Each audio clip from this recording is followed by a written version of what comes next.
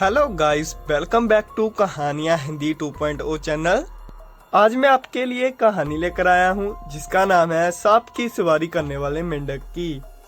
यदि आप हमारे चैनल पर नए हैं तो कृपया करके हमारे चैनल को सब्सक्राइब जरूर करें और हमारी वीडियो को लाइक जरूर करें ताकि अगली आने वाली वीडियो आप तक जरूर पहुँचे। तो चले हम अपनी कहानी की ओर चलते हैं। सालों पहले वरुण पर्वत के पास एक राज्य बसा हुआ था। उस राज्य में एक बड़ा सा सांप मंदबिश भी रहता था। बूढ़ा होने की वजह से वह आसानी से अपना शिकार ढूंढ नहीं पाता था। एक दिन उसने तरकीब सोची। वो तुरंत मेंढकों से भरे हुए एक तालाब के पास पहुंचा। वहां वह दुखी सा होकर एक पत्थर के ऊपर बैठा। तभी पास के पत्थर पर बैठे एक मेंढक ने उसे देखा। उस मेंढक ने थोड़ी देर बाद सांप से पूछा, चाचा क्या बात है, आज आप खाने की तलाश नहीं कर रहे, अपने लिए भोजन नहीं ढूंढ जुटाएंगे? इतना सुनते ही सांप ने रोनी सी सूरत बनाकर मेंढक को कहानी सुनाई। सांप ने कहा, मैं आज भोजन की तलाश में किसी मेंढक के पीछे पीछे जा रहा था। अचानक से मेंढक ब्राह्मणों के झुंड में जाकर छुप गया। मेंढक को भोजन बनाने के चक्कर में मैंने गलती से एक ब्राह्मण की बेटी को काट लिया, जिससे उसकी मौत का हो गई। इससे नाराज होकर ब्राह्मण ने मुझे श्राप दे दिया। उन्होंने मुझे श्राप देते हुए कहा कि तुम्हें अपना पेट भरने के लिए मेंढकों की सवारी बनना पड़ेगा। इस वजह से मैं इस तालाब के पास आया हूँ। यह बात सुनते ही वह मेंढक तुरंत तालाब के अंदर गया और अपने राजा को सारी बातें सुनाई। राजा कहानी सुनकर हैरान हुआ। पहले तो उसे बिल्कुल भी यकीन नहीं हुआ, लेकिन कुछ देर सोच विचार करने के बाद मेंढकों का एक राजा जब पाक तालाब से बाहर निकलकर एकदम कूदते हुए सांप के फन पर जाकर बैठ गया। राजा को ऐसा करते हुए देखा अन्य मेंढकों ने भी ऐसा ही किया। सांप समझ गया था कि मेंढक अभी मेरी परीक्षा ले रहे हैं।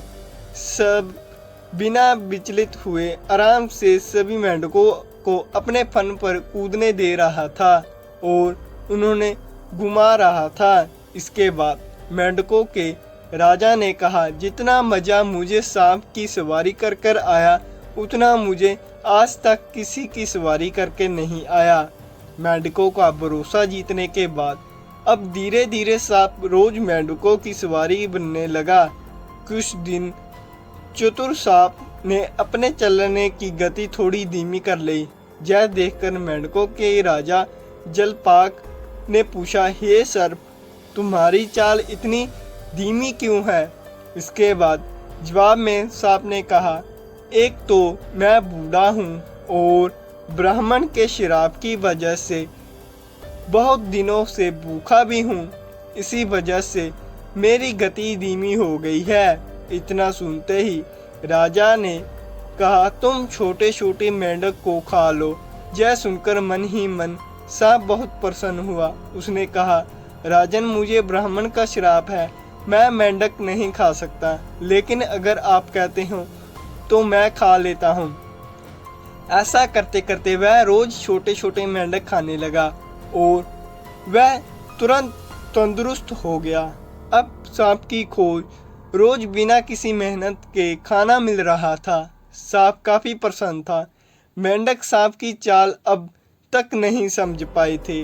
मेंढक के राजा को भी सांप की इस साजिश की भनक नहीं लगी। होते होते एक दिन सांप ने मेंढक के राजा जलपाक को भी खा लिया और तालाब में रहने वाले सारे मेंढकों के वंश का नाश कर दिया। इस कहानी से हमें यह सीख मिलती है कि किसी भी शत्रु की बात का जल्दी से भरोसा नहीं करना चाहिए। इससे खुद की और अपने लोगों की ही हानि होना निश्चित होता है। आज की ये थी हमारी कहानी। आप सबको हमारी कहानी अच्छी कैसी लगी हो तो हमारे कमेंट सेक्शन में ज़रूर बताएं और हमारे चैनल को सब्सक्राइब करना मत भूलें। धन्यवाद।